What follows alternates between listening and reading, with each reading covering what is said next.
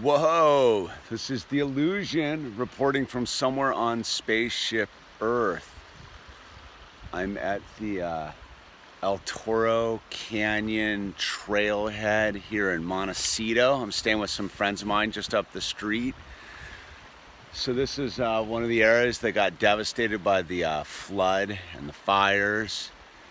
Look at that. Completely scoured clean, this creek bottom.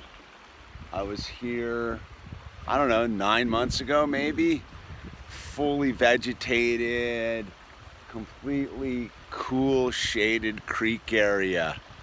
So we're gonna go check it out, man, because the power of water and fire shall be revealed to us. Well, this was my first piece of evidence of exactly how powerful this flood mudslide had been. That's a giant I-beam piece of steel wrapped around a tree, and you can see the scouring effect in the canyon bottom. I mean, the power to bend that piece of steel was just immense. And here's some cuts into the creek bottom that are about 8 feet. And now we have this just nice, calm, flowing little creek through it all.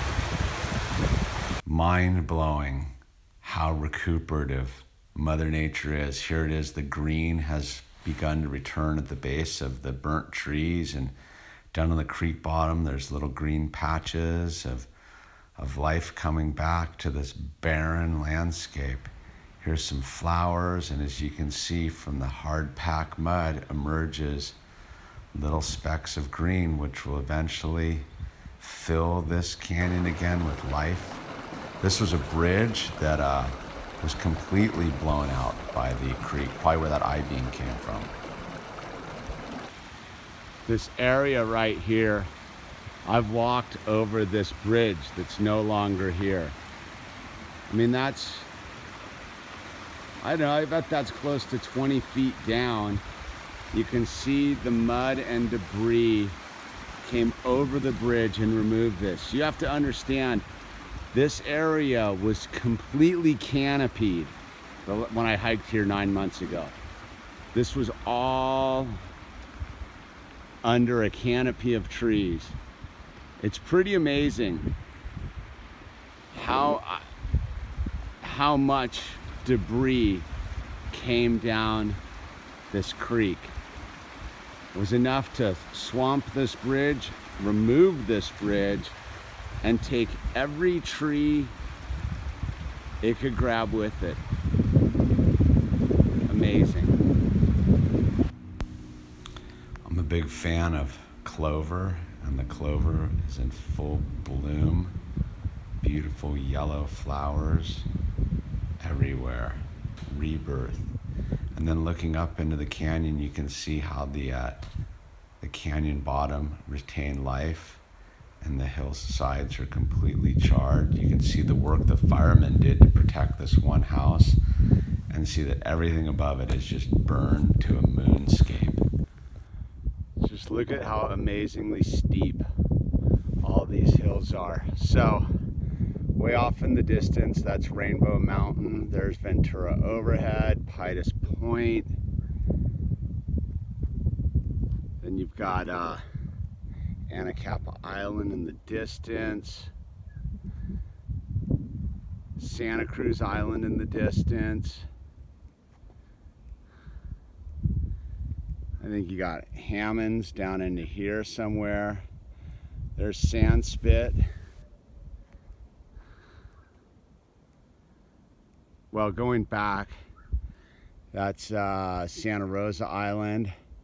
Back there a little further, and then San Miguel's back there somewhere.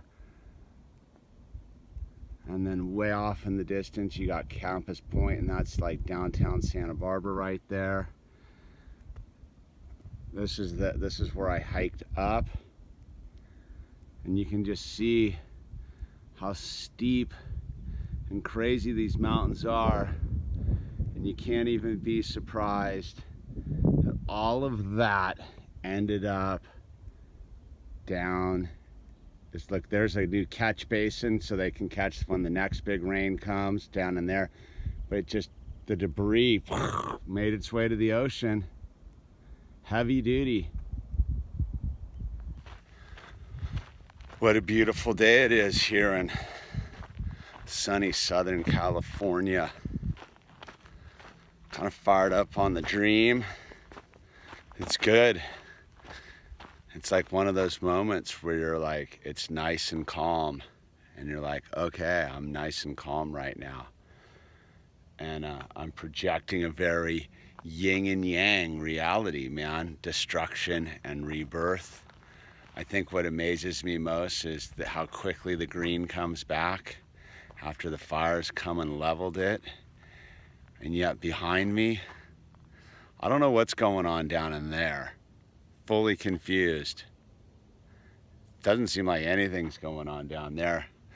But that's the perspective from up in the hills, right?